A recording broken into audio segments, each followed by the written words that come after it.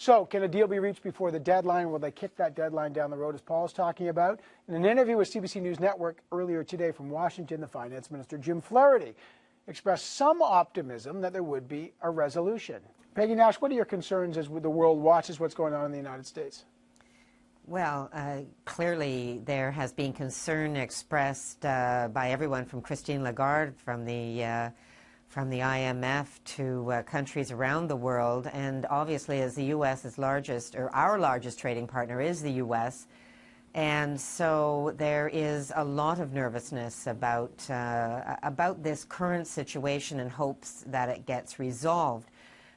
Seeing a bit of movement today on the part of the Republicans, I think, is a hopeful sign. My guess is they're looking at the polls and saying, yeah, it's really going well for us. We're dropping in the polls. So that hopefully has a bit of pressure on them. I would also hope that our finance minister, who says he has friends in the Republican Party, that he's exercising or expressing his opinion to those friends to urge them to negotiate a solution here and end this shutdown and not have this ongoing perpetual insecurity. Kicking the ball down the road for a few more weeks, it's just more uncertainty, and that's not good.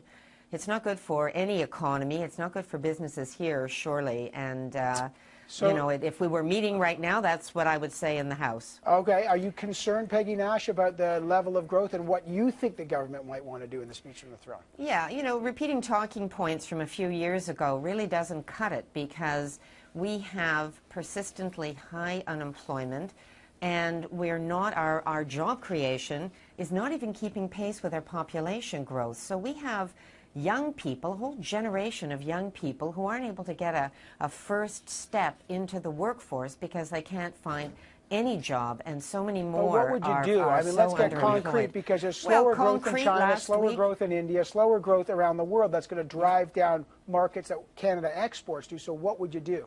Well, very concretely, last week when I was in Ottawa, I encouraged the Minister of Finance to bring measures in on youth unemployment. For example, I said for every business that hires a young person, give them a $1,000 tax credit, $2,000 if it's an extremely high unemployment area, and another $1,000 tax credit for training that young person. So these would be net new jobs, and try to spur companies to invest, because many of them are still sitting on cash. They're not investing because of the uncertainty of the markets. But you know, the majority of our demand in Canada, the job grant program that Jason Kenney's running, the split, the 30-30, the one-third, $5,000. What about that program, the government? Well, if he ever gets it up and running, I mean, that was a great announcement that he never talked to any of the provinces about, and several of them have rejected it out of hand. So that's not happening at this point in time. We'll see if it gets up and running. Right. But you know, most of our demand in Canada is domestic. It's not exports. In fact, exports are down.